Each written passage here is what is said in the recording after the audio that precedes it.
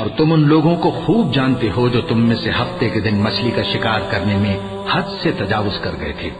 तो हमने उनसे कहा कि जलील और खार बंदर हो जाओ, और इस किस्से को उस वक्त के लोगों के लिए और जो उनके बाद आने वाले थे इबरत और परहेजगारों के लिए नसीहत बना दिया। और जब मूसा ने अपनी कौम के लोगों से कहा कि अल्लाह तुमको हुक्म देता है कि एक बैल ज़बह करो, वो बोले, क्या तुम हमसे हंसी करते हो?